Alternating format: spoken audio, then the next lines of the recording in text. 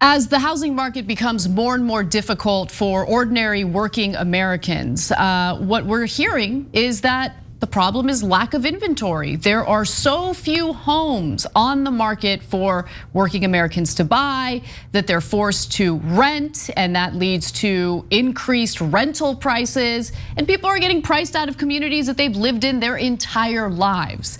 And there were stories recently about private equity firms essentially buying up entire neighborhoods and turning single family homes into rentals so they can really capitalize on the slumlord industry of the United States. Well, now there's a new business popping up that I want to draw attention to, and it essentially takes single family homes and turns them into timeshares. But they don't want you to think of it as a timeshare, even though the business model is very similar. So one of those corporations is known as Pacaso. They're turning these single family homes into corporations. And I want you to pay close attention to what their business model is. To make second home ownership possible for people, and of course to make money, Pacaso, I should say, it's not Pasco, it's Pacaso uses a fractional home ownership model. They buy a house, lightly refurbish it, furnish it, and then create an LLC for it. Then they divvy up ownership of this corporatized house into 8 fractions and sell those shares on their website.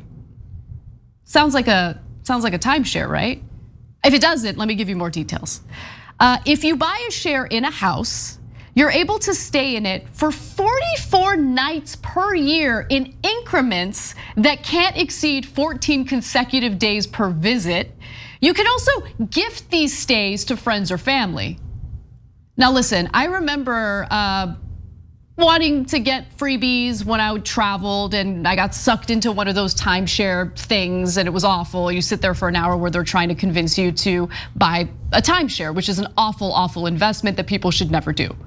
And this is the kind of pitch that you hear. Let me give you more details. Pacaso offers an app to handle the logistics of booking stays. It oversees management, maintenance, and cleaning of the property. In exchange for all of this, it charges 12% of the home's purchase price up front and monthly fees going forward. So I went to Pacaso's website to get an example of a house that they're trying to sell in this way. And so here's how it breaks down. How we price this, again, you would own 1/8 share of the house. So the purchase price of this nearly $2 million house, meaning what a person would have to pay up front, is $237,500. And then there are the home upgrades and closing costs, $5,000. And then there's the service fee, of course, of $32,500. So if someone was interested in 1/8 ownership of a home, meaning that they would have access to that home for 44 days out of the year, but nothing longer than 12 consecutive days, they would have to take $275,000 and hand it over to Pacaso. Now look, this business model I think is gross, but what's even more gross is that they're taking the limited housing supply and turning these homes into corporations. And I think that this kind of stuff needs to be outlawed. And one of the reasons why they don't want to be considered timeshares is because timeshares in many of the communities that they're trying to do this in are outlawed. Sonoma in California is an example of that. And so what I love is that the community in this area decided to rise up and protest this, and they actually won. I'll give you the details to that in just a second, but Cenk, I wanted you to jump in. And I find this story a little bit more complicated. So on the one hand, I get that folks don't want temporary, part-time, transient, not transient, that's not the right way of putting it, but temporary folks coming through the neighborhood. 8 different people owning the house, 8 different people going through. And is it a timeshare? No question. It's definitely a timeshare. Yeah. You prove that case conclusively. But honestly, and they're taking houses off the market, and that's very important. When we have super limited inventory, and that's what we keep hearing over and over again. And remember, when corporations buy up single family homes or condos or whatever, residential property, in order to do these disgusting grifty things, that drives up housing prices overall, which prices everyone out of the market. I'm talking about ordinary working Americans, and then they're forced to rent. And then what happens to the price of rentals? Yeah. That goes up too. This has a domino effect that's disastrous for working Americans. That's my problem. So now this particular company promised later, because of the pressure, that they will not do this for any house under $2 million. Okay, I don't really believe them, but hence the pressure was good. So that it shows you put pressure on, you get some results. But at the end of the day, one thing I'll say is that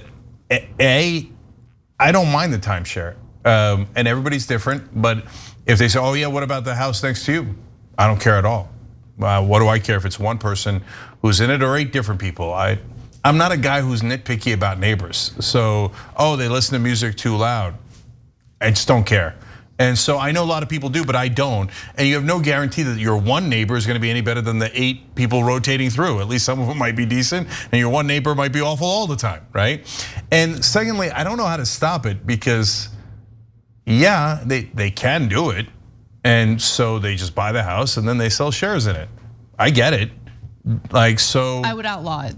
You would outlaw? 100%. In a heartbeat, I would outlaw it. In fact, one of the reasons why this corporation doesn't want to be considered a timeshare is because the way that they're doing this helps them skirt taxes as well. So they rob the community of resources while they engage in this behavior. The one thing that makes them a little different from timeshares, because I want to be fair, is that there's this whole speculative aspect to it where the people who own 1/8 of the home could make money in the short term.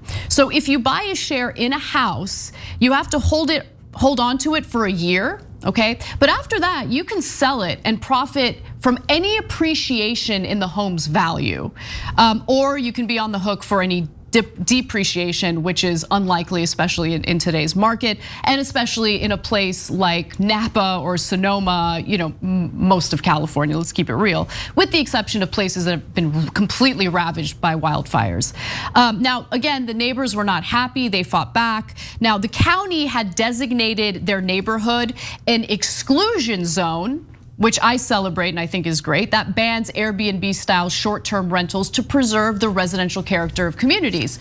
But Pacaso argues that its clients are not short-term renters, they are co-owners of an LLC. This also means that they don't have to pay the typical taxes on short-term rentals. So that's tax on short-term rentals, but not the property tax, because there's no way, I think there's no way to avoid the property tax, and I haven't seen anything to the contrary, and that would be outrageous if they were avoiding that. But at the end of the day, Anna, I see the issues here, but I don't think I would make it illegal. And so, why? What's your reasoning? Because people do timeshares, and you're right, it's definitely a timeshare. Timeshares are awful. And it should be treated as a timeshare, but I wouldn't make timeshares illegal. Timeshares in and of them, like timeshares alone, the way that they've been done is terrible, and people get suckered into them, and it's almost impossible to get rid of it once you have been suckered into it. So in fact, there are literally corporations like that were created to make money off helping people get rid of their timeshare. Like it's just one grift after the next, it's disgusting. But the thing with timeshares in the traditional sense is that they build resorts with the sole purpose of it being a timeshare. In this case, they're taking limited housing and turning it into a corporation. Yeah. When we're already dealing with insane housing prices. Yeah, no, I get that it's gonna create a limited supply. Now, this is a really interesting, not normal case. And the reason I say that is because normally you don't, like if they bought a house and then 8 families got to live in it somehow, right? That would be one thing, but these are all people that are looking for their second home. So they're already wealthy, they're going into wealthy neighborhoods, and that's part of the pushback is from wealthy neighbors who don't like the riffraff coming in that could only afford 1/8 of a house. They're not riffraff, by the way. I mean, they're rich. I know they're all paying. I want you to be clear. Like the one example they were using, they're all paying over $600,000 to get a portion of a house worth over $4 million, right? So it's not like riffraff can, whatever that means in their rich minds, can afford over $600,000. But so I just think it's more complicated. I wouldn't outlaw it.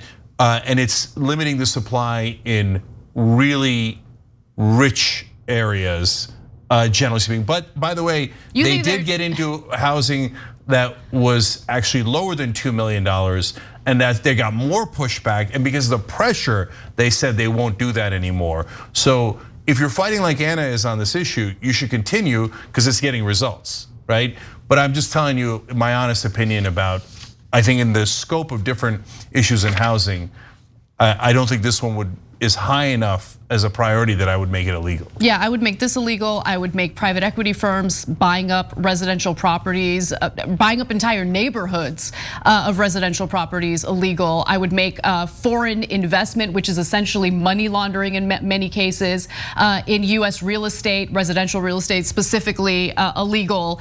And that's not because I'm anti-foreigner. These are people who have no interest in actually living in the United States. They just buy up real estate in the United States because they're looking for a place to park their money. If we have limited inventory, if we have limited supply of housing, then why aren't politicians who keep regurgitating that talking point doing something about it? I just don't get it. It's incredibly frustrating, and the problem keeps getting worse because these corporations find new and improved ways of screwing you over from having affordable housing. So that's why I would outlaw it. Thanks for watching The Young Turks, really appreciate it. Another way to show support is through YouTube memberships. You'll get to interact with us more. There's live chat emojis, badges. You've got emojis of me, Anna, John, JR. So those are super fun. But you also get playback of our exclusive member-only shows and specials right after they air. So all of that, all you gotta do is click that join button right underneath the video. Thank you.